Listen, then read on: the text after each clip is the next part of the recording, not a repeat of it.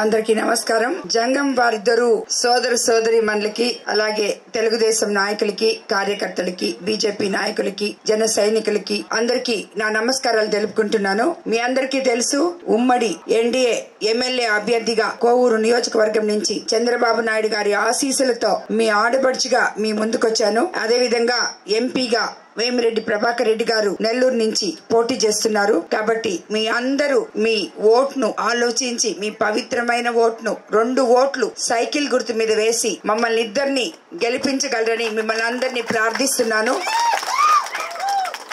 మీకందరికీ తెలుసు, తెలుగుదేశం ప్రభుత్వం అధికారంలోకి వస్తే అది మీ ప్రభుత్వం, ప్రజల ప్రభుత్వం, సామాన్యుల ప్రభుత్వం. చంద్రబాబు నాయుడు గారు సంక్షేమం ఒకవైపు, అభివృద్ధి మరోవైపు సమర్థవంతంగా నిర్వహించగల నాయకులు. కాబట్టి మనం ఆయన్ని తిరిగి అధికారంలోకి తెచ్చుకోవాలని మిమ్మల్ని అందరినీ కోరుకుంటున్నాను. మీకందరికీ తెలుసు అనుకుంటాను, బాబు ష్యూరిటీ భవిష్యత్తు గ్యారంటీ పేరుతో ఎన్నో పథకాలు ఇచ్చున్నారు. మీకు తెలుసమ్మా? కాదు, రేపు తెలుగుదేశం పార్టీ అధికారంలోకి వస్తే మహిళలకి 18 ఏళ్ళు నిండిన మహిళలకి ఎంత డబ్బు వస్తుంది? అలానే మీకు బిడ్డలు ఎంతమంది బిడ్డలు ఉంటే ఒక్కొక్క బిడ్డకి ఎంత ఇవ్వబోతున్నారు? 15,000. అలానే ప్రతి ఇంటికి ఎన్ని గ్యాస్ సిలిండర్లు ఉచితంగా రాబోతున్నాయి? 3. అలానే బస్సులో మహిళలకి టికెట్ ఉందా? ఉచితంగా ప్రయాణం చేయొచ్చు. అలాగే ఇక్కడ అవ్వాతాతలు ఉన్నారు, మీ అందరికి కూడా 3,000 నుంచి 4,000 పెన్షన్ చేయబోతున్నారు 4వ తేదీ జూన్ నెల నుంచి. అదే విధంగా దివ్యాంగులకి పెన్షన్ 3,000 నుంచి 6,000 చేయబోతున్నారు.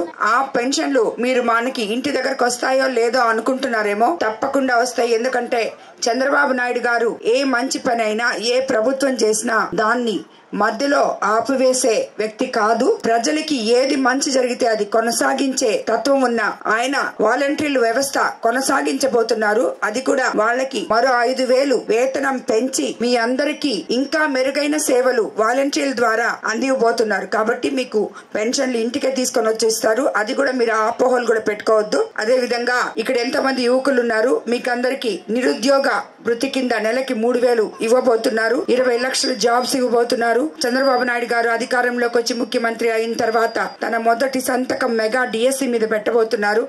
అదే విధంగా రైతన్నలకి 20,000 పెట్టుబడి సాయం కింద ఇవ్వబోతున్నారు. అన్నా క్యాంటీన్లు తిరిగి ఓపెన్ చేయబోతున్నారు. విద్యుత్ ఛార్జీలు తగ్గించబోతున్నారు.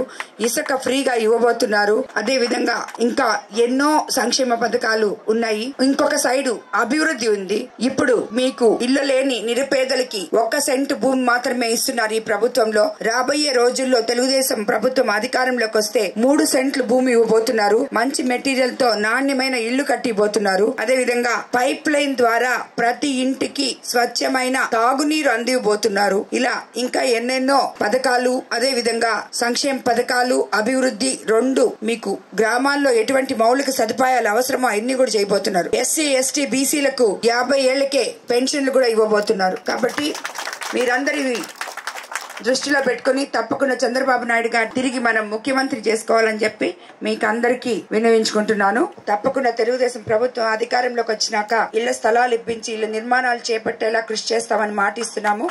గ్రామ పంచాయతీ పరిధిలో ఎక్కడ తాగునీరు సమస్య ఉన్నా ఓవర్ హెడ్ ట్యాంక్ ద్వారా ప్రతి ఇంటికి, ఇది ఆల్రెడీ మన మేనిఫెస్టోలో ఉంది కాబట్టి తప్పకుండా కొళాయి కనెక్షన్ ద్వారా తాగునీరు అందిస్తామని చెప్పి మీకు అందరికీ చెప్తున్నాం. ఈ గ్రామంలో ప్రధాన సమస్య శ్మశానానికి దారి లేదు అని తెలిసింది. మన ప్రభుత్వం అధికారంలోకి రాగానే శ్మశానానికి సరైన రోడ్డు వసతి ఏర్పాటు చేసి అన్ని మౌలిక సదుపాయాలతో అభివృద్ధి చేస్తానని మీ అందరికీ మాటిస్తున్నాం.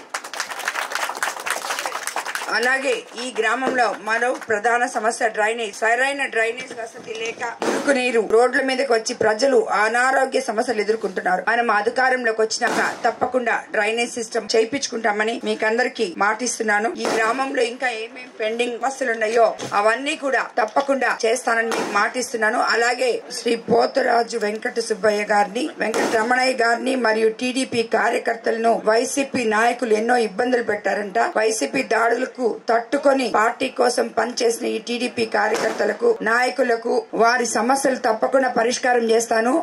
వాళ్ళకి నేను అండగా ఉంటానని కూడా మీకందరికీ మాటిస్తున్నాను.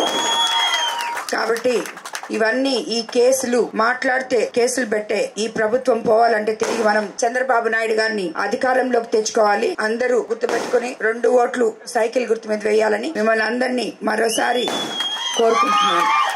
అందరికీ నమస్కారం.